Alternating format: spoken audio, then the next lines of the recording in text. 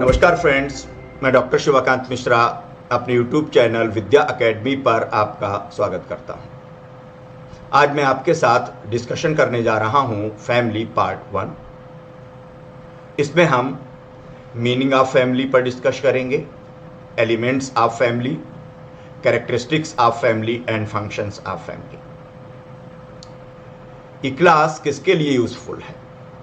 For MPPSC mains examination, UPSC examination, UGC NET examination, MP SET examination and assistant professor examination। Content क्या है हमारी class का? किन चीजों पर हम डिस्कस करेंगे? Meaning with definition, essential elements, इनको हम फॉर्मुलेटिव एलिमेंट्स ऑफ फैमिली भी कहते हैं। फॉर्म्स ऑफ फैमिली, दो फॉर्म्स यहां पर इंपॉर्टेंट हैं, family of orientation and family of procreation, characteristics of family and functions of family। यह हमारा आज की इस क्लास का कंटेंट है। तो family is the primary and fundamental unit of the society. What is the meaning of primary unit of the society? Family is primary for this importance. Family is the most important institution among all social institutions, associations and social groups. Functions of family are primary for the human being and for the society। और इस तरीके से family primary है। एक individual के लिए जितने भी सोशल ग्रुप्स हैं उनमें सबसे इंपॉर्टेंट उसकी फैमिली हुआ करती है, और इसलिए फैमिली क्या है? प्राइमरी है। Family is fundamental,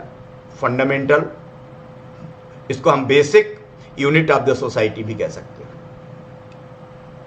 fundamental unit of the society means members of family playing role in all social associations, social groups. Just like members of family are playing role in political institutions, in economic institutions, in sports, या हम कहें in religious associations, हर जगह पर family के members ही role play करते हैं। We can't imagine society without existence of family। और इस तरीके से family provides the actors to run all other associations and groups। और इसलिए फैमिली क्या है? फंडामेंटल है। आप खुद सोचिए कि अगर फैमिली नहीं होगी तो पॉलिटिक्स में कौन इन्वॉल्व होगा? फैमिली के मेंबर्स ही होते हैं। अगर मैं कोचिंग पढ़ा रहा हूं और आप पढ़ रहे हैं तो यहां पर मैं भी मेंबर ऑफ फैमिली हूं और आप भी किसी फैमिली को बिलोंग करते हैं, और इसलिए फैमिली प्राइमरी है एंड फंडामेंटल हो जाती है। Family is universal. यूनिवर्सल का मीनिंग होता है family is present in all societies of the world, और इस तरीके से फैमिली यूनिवर्सल है। George Peter Murdock, an anthropologist of America, studied 250 societies of the world। He found that society is present। G.P. Murdoch studied the 250 societies of the world and he found family is present in all societies। When family is present in all society, then it is universal। Family is everlasting। Meaning of everlasting, इसको हम कह सकते हैं ever time social institution. यानी कि family हर एक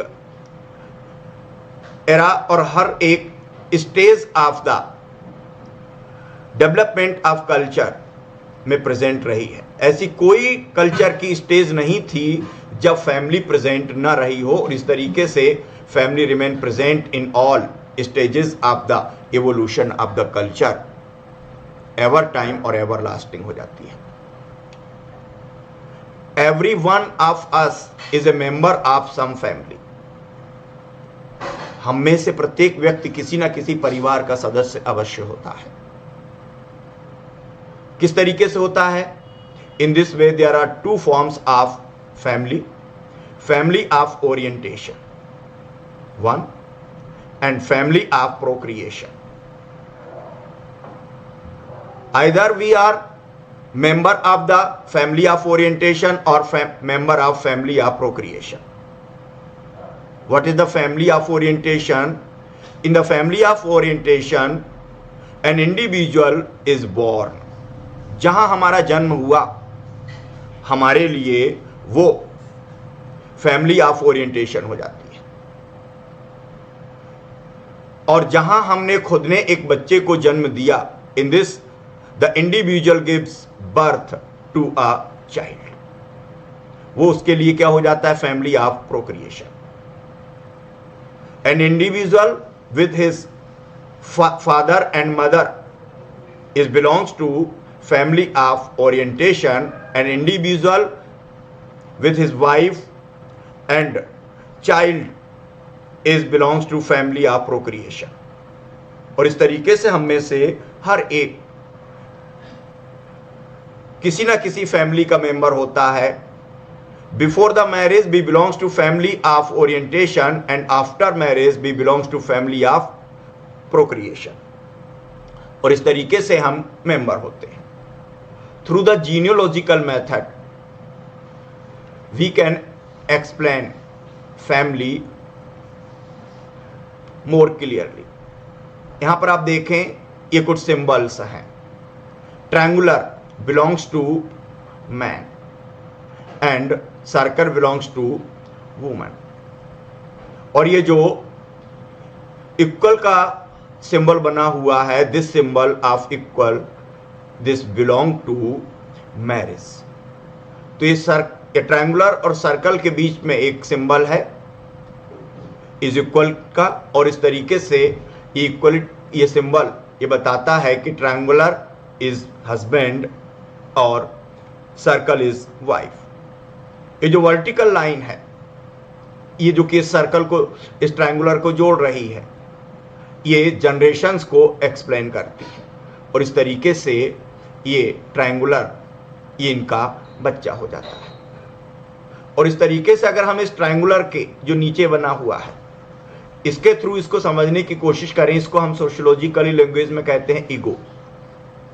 तो ये जो ट्रायंगुलर है ईगो, ये ईगो एंड इसका फादर और मदर, ये मिल करके ईगो के लिए क्या हो जाता है? Family of orientation.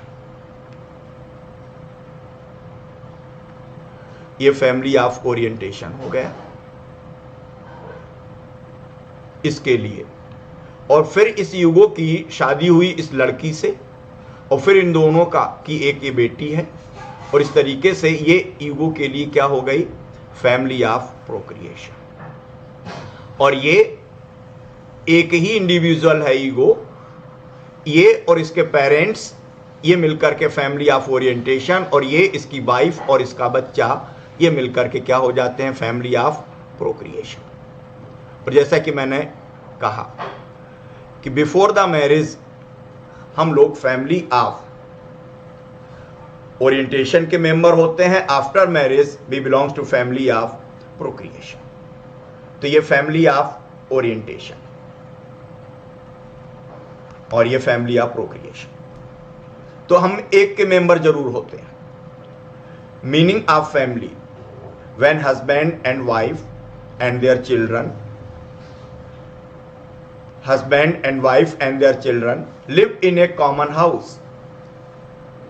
या हम कह सकते हैं husband and wife and their children, है ना, lives in a common house, eat food from a common kitchen or taking meal from a common kitchen and are partners in common economic activities or taking part in common economic activities, then they are a family.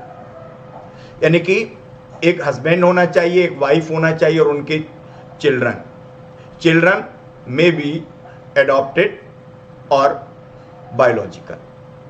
बच्चे को तो या तो वो जन्म दें या जन्म से नहीं तो एडॉप्ट कर लें, लेकिन बच्चा होना चाहिए फैमिली के लिए। Without child husband and wife are not considered as a family according to sociology. They considered only and only a marital couple. तो जब तक उनके बच्चा नहीं होगा वो मैरिटल कपल होंगे, जब उनके बच्चा हो जाएगा तब वो फैमिली की तरफ क्या होंगे, मूव करेंगे।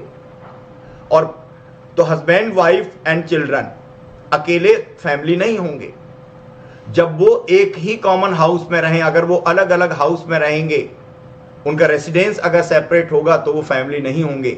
और इसी तरीके से एक हाउस में रहते हुए, कॉमन है ना, रेसिडेंस में रहते हुए अगर वो एक कॉमन किचन से मील यानी कि फूड लेंगे और इसके बाद जब वो इकोनॉमिक एक्टिविटीज में पार्टिसिपेट करेंगे एक दूसरे के साथ, तब मिलकर के वो क्या होंगे, फैमिली होंगे। अदरवाइज वो फैमिली नहीं होंगी। According to professor Ram Ahuja क्या कहते हैं, companionship and harmony remain constant in Indian family. Companionship यानी कि साहचर्य, एंड हार्मनी यानी कि समरसता, remain constant in the Indian family, यानी कि इंडियन फैमिली के मेंबर्स के बीच में कंपेनियनशिप एंड हार्मनी हमेशा प्रेजेंट रहा है। एक एसेंशियल एलिमेंट है, मतलब वो हमेशा एक दूसरे के कांटेक्ट में रहते हैं। अगर वो अलग भी हो जाते हैं तब भी एक दूसरे के कांटेक्ट में रहते हैं through the means of communication. Phone पर बात करेंगे किसी भी तरीके से। और हार्मनी, उनके बीच के संबंध मैक्सिमम टाइम क्या होते हैं, अच्छे होते हैं, सौहार्दपूर्ण होते हैं, है ना। ऑल मेंबर्स ऑफ फैमिली एक दूसरे के वेल विशर होते हैं। और इस तरीके से है ना, कंपेनियनशिप एंड हार्मनी, उनके अंदर एक डिजायर होती है कि हम एक दूसरे के साथ रहें, दे विलिंग टू लिव टुगेदर। और इस तरीके से ये चीज होती है। एंड द बॉन्ड, इंपॉर्टेंट चीज है, बॉन्ड इज अनब्रेकेबल, अटूट बंधन होता है मेंबर्स ऑफ फैमिली। यानी कि जब भी मेंबर्स ऑफ फैमिली अलग भी रहने लगते हैं, कोई दूसरे शहर में जॉब के कारण चला गया, तब भी हर एक इंपॉर्टेंट एनएसपीएस ओकेजन पर वो गैदरिंग करते हैं, इकट्ठे होते हैं। और इस तरीके से कभी भी और हमेशा एक दूसरे के कांटेक्ट में बने रहते हैं। And they considered each other as the member of same family. और इस तरीके से बॉन्ड अनब्रेकेबल होता है। कुटुंब और joint family is the traditional Indian family according to Ram Ahuja. यानी कि हमारे यहां जो ज्वाइंट फैमिली होती है वही ट्रेडिशनल फॉर्म ऑफ फैमिली है। Nuclear family is not the Indian concept, क्योंकि हमारे यहां यही हुआ करते थे। In Indian society nuclear family is originated by the fragmentation of a joint family. यानी कि जब एक संयुक्त परिवार टूटता है तब उससे कोई अलग होता है, तब वो न्यूक्लियर फैमिली बनती है। यूरोपियन सोसाइटी में न्यूक्लियर फैमिली से ज्वाइंट फैमिली डेवलप होती है। But in Indian context nuclear family is originated by the fragmentation of the joint family. संयुक्त परिवार टूटेगा तब न्यूक्लियर फैमिली का ओरिजिन होगा, ये माना जाता है। और चूंकि आपका जो सिलेबस है इसमें कॉन्सेप्ट्स जो हैं वो इंडियन सोसाइटी से रिलेटेड है, इसलिए हम उसी तरीके से इसको समझने की कोशिश कर रहे हैं। दैट है ना, इसीलिए राम आहूजा ने क्या कहा, he consider the nuclear family as a fragmented family. Fragmented family यानी कि टूटा हुआ, fragmented part of the joint family. और यूरोपियन सोसाइटी में क्या कहते हैं कि developed form of nuclear family is joint family. और यहां पर फ्रेगमेंटेड फॉर्म या fragmented part of the joint family is nuclear family. और इसलिए इसको राम आहूजा ने क्या कहा, fragmented family.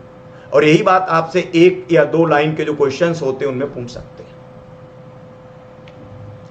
Essential elements of the family, इन्हीं को हम फॉर्मुलेटिव एलिमेंट्स ऑफ द फैमिली भी कह सकते हैं। क्या कह सकते हैं, फॉर्मुलेटिव एलिमेंट्स ऑफ द फैमिली कह सकते हैं। तो फॉर्मुलेटिव निर्माणात्मक क्या है, हस्बैंड।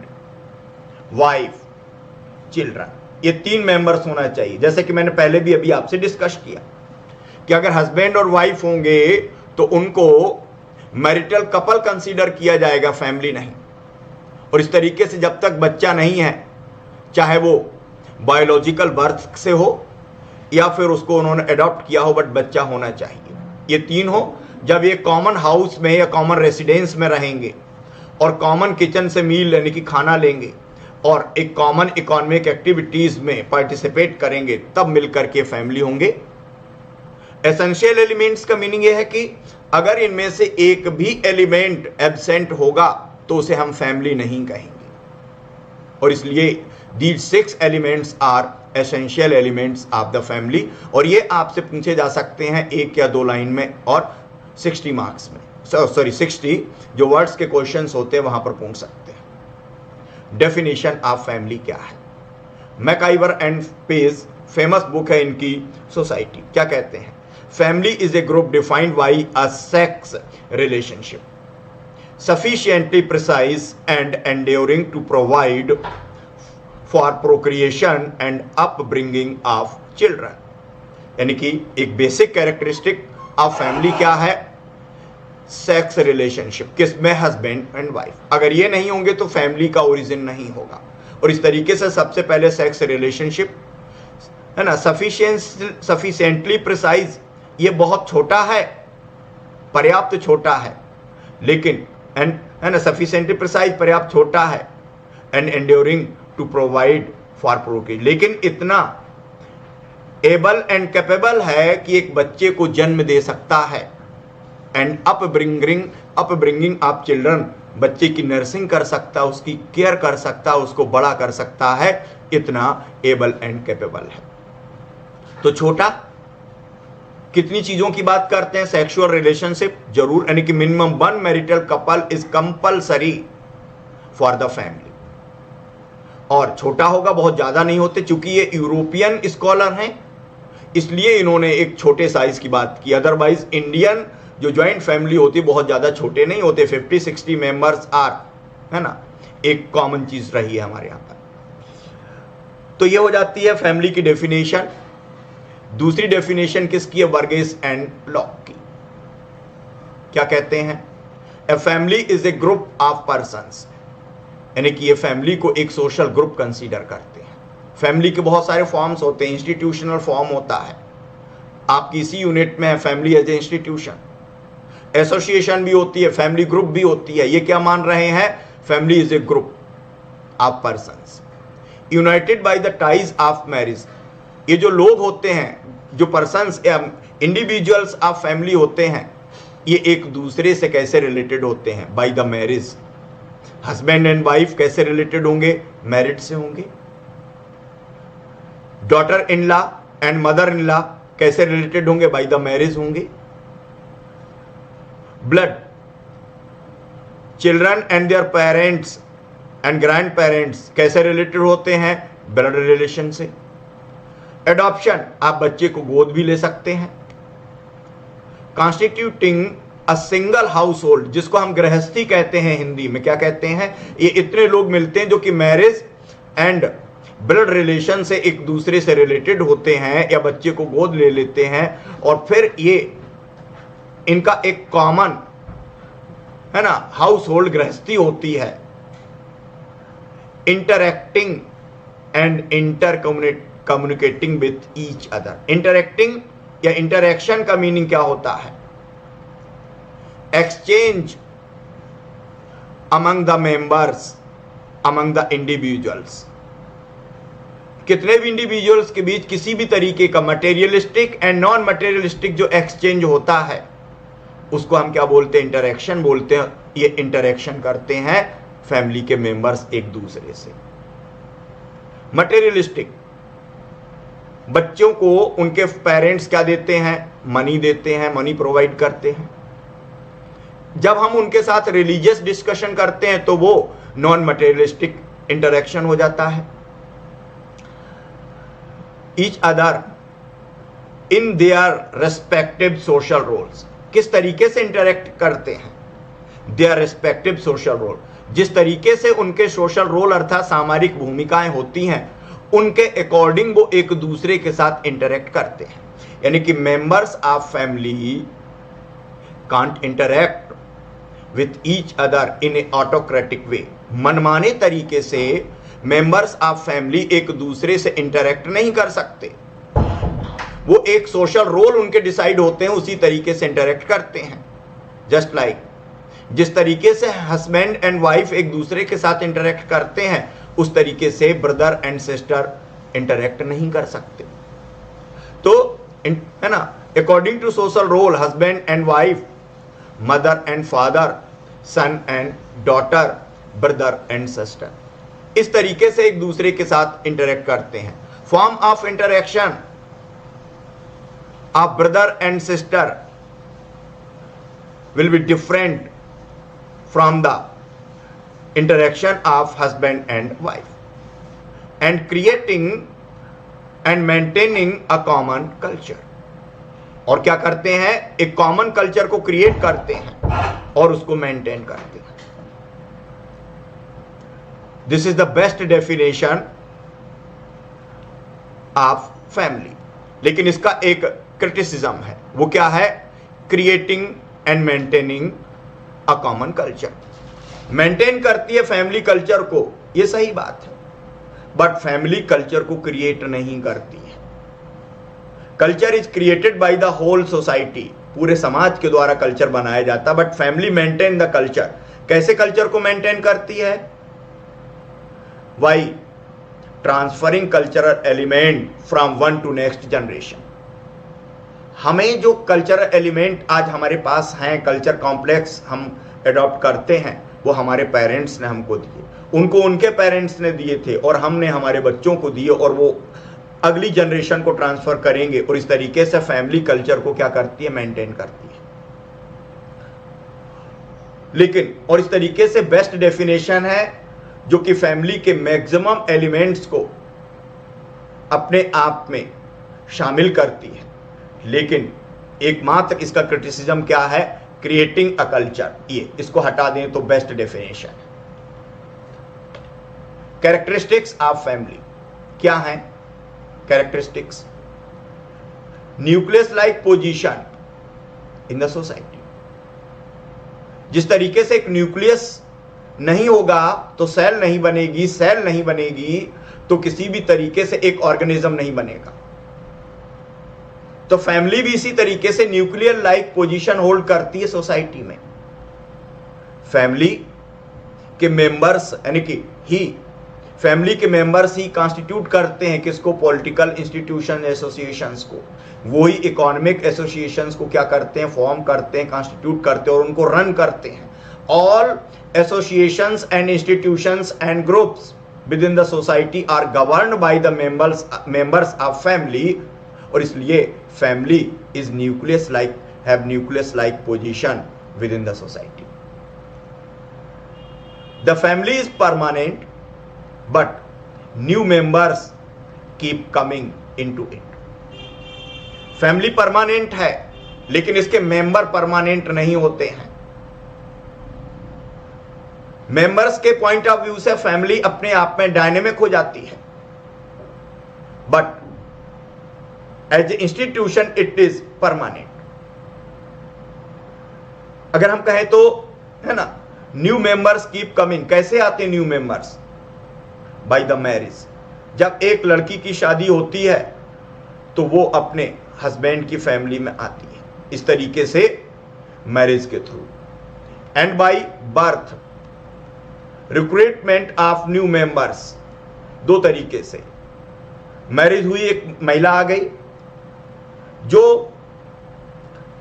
जिसको हम कहते हैं कि मैटरनल सोसाइटीज होते हैं, वहां पर लड़की शादी के बाद फैमिली में आती है।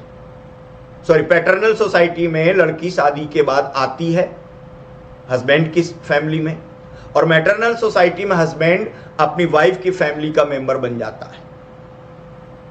और इस तरीके से, और बर्थ होता है बच्चे का तो वो भी मेंबर बन जाते हैं। और इसी तरीके से जब मैटरनल सोसाइटी में एक लड़की की शादी हो, पैटर्नल सोसाइटी में लड़की की शादी होती है तो वो अपनी फैमिली की मेंबर नहीं रहती है, वो हस्बैंड की फैमिली की मेंबर हो जाती है। The family has a common residence, जिसको हम क्या बोलते हैं, होम, हिंदी में घर बोलते हैं। हाउस और होम में डिफरेंस होता है। हाउस जब हम बोलते हैं तो वो एक इकोनॉमिक टर्मिनोलॉजी हो जाती है, और होम का मतलब हो जाता है सोशियोलॉजिकल टर्म। जहां पर फैमिली रहती है उसे हम होम कहते हैं। Home is the residential place of the members of family, और हाउस सिर्फ एक इकोनॉमिक टर्मिनोलॉजी है जो बताती है एक बिल्डिंग है। Every family has a name by which it is identified by the society, like Verma family, Gupta family, Sharma family etcetera. यानी कि आप कौन हैं, हु आर यू, तो आपकी जो फैमिली का नाम है उससे लोग आपको आइडेंटिफाई करेंगे। The family has a fix inheritance system from paternal और मैटरनल लाइन। फिक्स्ड इनहेरिटेंस, एक निश्चित वंश या उत्तराधिकार की व्यवस्था होती है। इनहेरिटेंस किस, पैटर्नल लाइन में और मैटरनल लाइन।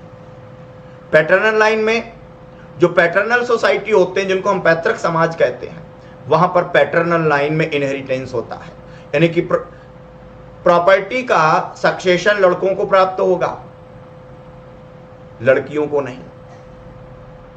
मैटरनल लाइन में लड़कियों को प्रॉपर्टी का, है ना, सक्सेशन मिलता है ना। Girls inherit the property from the mother in maternal line, and in paternal line boys inherit the property from the father। अगर हम बात कहें तो हिंदू सोसाइटी में, क्रिश्चियन में, मुस्लिम्स में, यहां पर पैटर्नल लाइन में इनहेरिटेंस होता है प्रॉपर्टी का, end of the name of the lineage, वंश के नाम का। लड़कों को उसके पिता का नाम या पिता के लिनिएज का नाम प्राप्त होता है, और लड़कियों, है ना, लड़कियों को उनके हस्बैंड की तरफ से नाम मिल जाता है। मैटरनल सोसाइटी में दूसरे तरीके से होता है। मैटरनल में अगर हम आपसे बात करें तो खासी एंड गारो ऑफ मेघालय, ये मैटरनल लाइन में चलती है।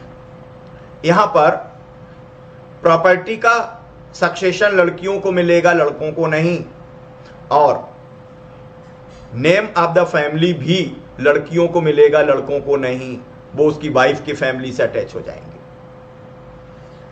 तो इनहेरिटेंस का सिस्टम हर एक फैमिली में होता है, डिफाइन होता है, ऑटोक्रेटिक वे में वो भी नहीं होता है।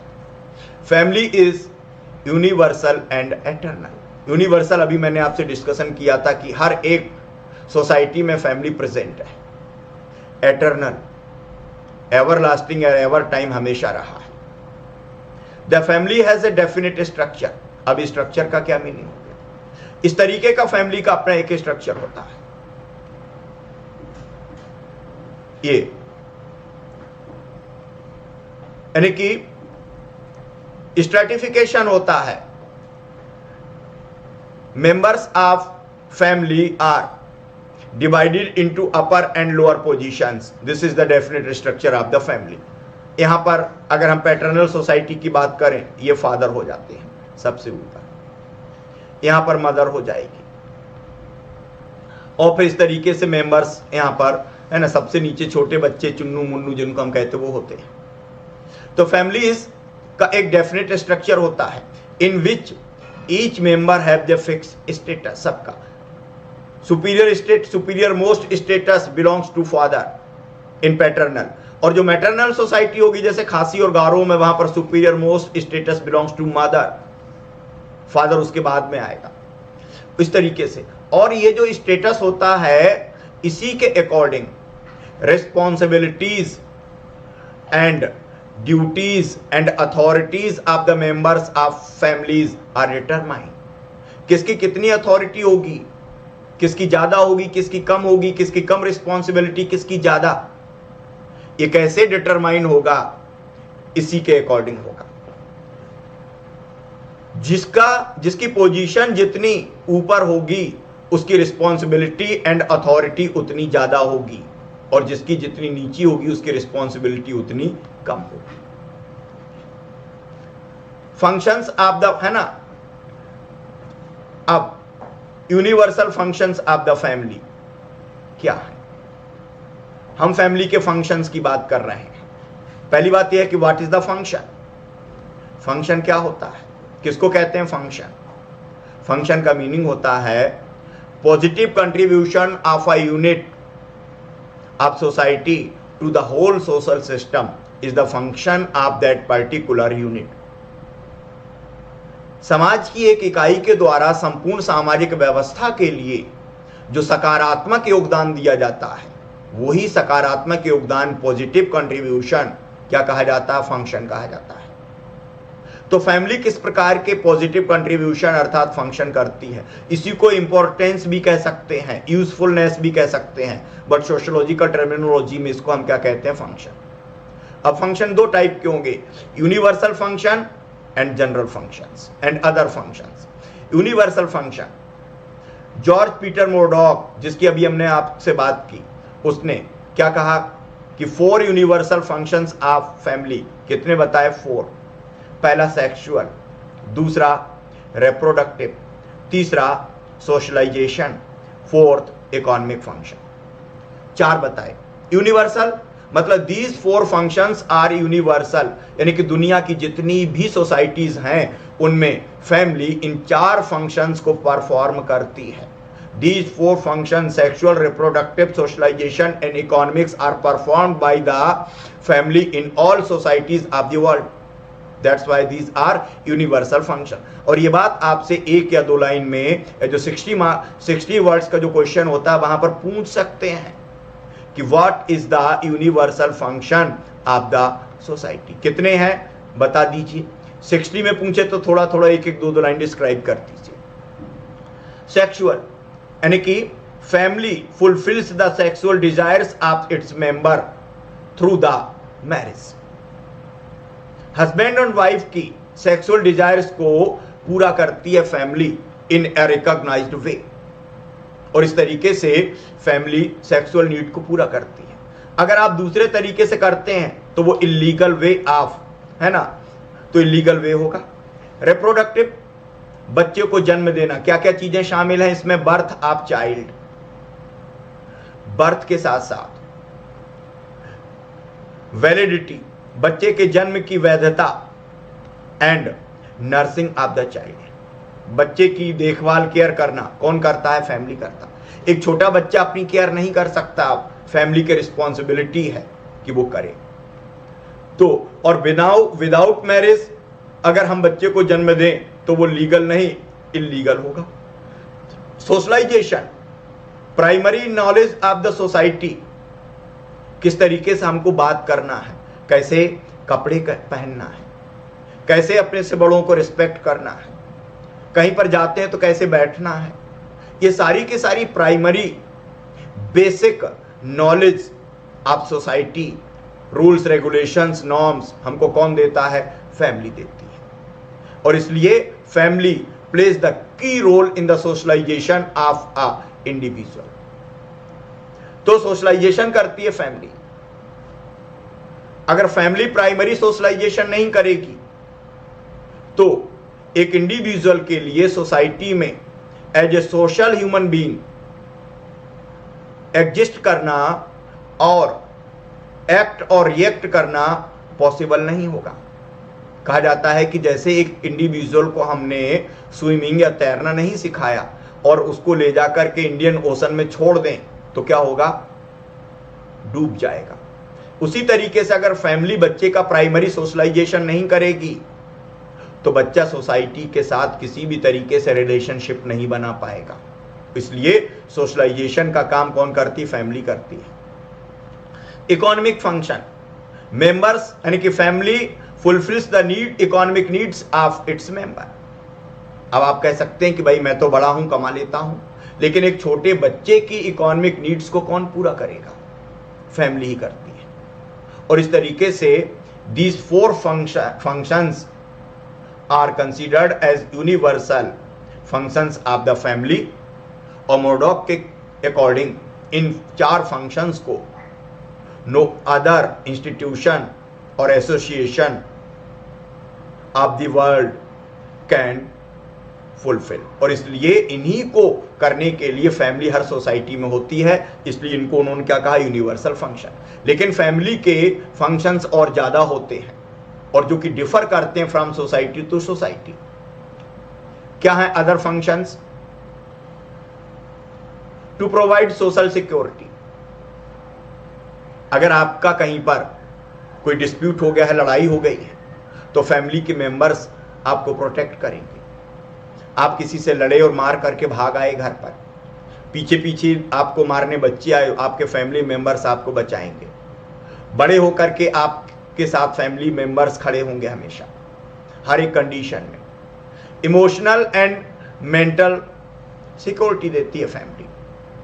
आप बाहर से पैसे कमा सकते हो, लेकिन इमोशनल सपोर्ट आपको फैमिली से मिलेगा। जब एक व्यक्ति कॉम्पिटिटिव एग्जाम में फेल होता है, असफल होता है, तो उसकी फैमिली उसको इमोशनल सपोर्ट देती है कि हम तुम्हारे साथ हैं, कोई बात नहीं, अब की बार हो जाएगा।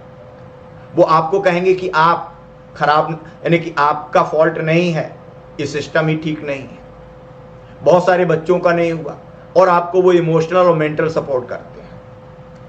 परफॉर्मिंग रिलीजियस एक्टिविटीज, आपको रिलीजन के बारे में कौन बताता है? फैमिली बताती है। आपको अपनी रिलीजियस एक्टिविटीज को परफॉर्म करना है तो कहां करेंगे? आप फैमिली में करेंगे। मेंटेनेंस ऑफ सोशल कंट्रोल, सामाजिक नियंत्रण सोशल कंट्रोल करती है फैमिली। किस तरीके से करती है family social control? By the religion. पहली बात, सोसाइटी ने फैमिली ने आपको सोशल रूल्स रेगुलेशंस का प्राइमरी नॉलेज दिया और कहा कि आपको इनको फॉलो करना है। और इस तरीके से अगर आपको नॉलेज ना मिलता तो आप सोसाइटी के rules regulations and working procedures को कैसे फॉलो करते? तो आपको सोसाइटी फैमिली ने बताया, फिर आपने उनको अडॉप्ट किया, और इस तरीके से आप जैसा सोसाइटी चाहता आप उसी तरीके से बिहेव करते हो, और इस तरीके से आप under the control of society बने हुए हो।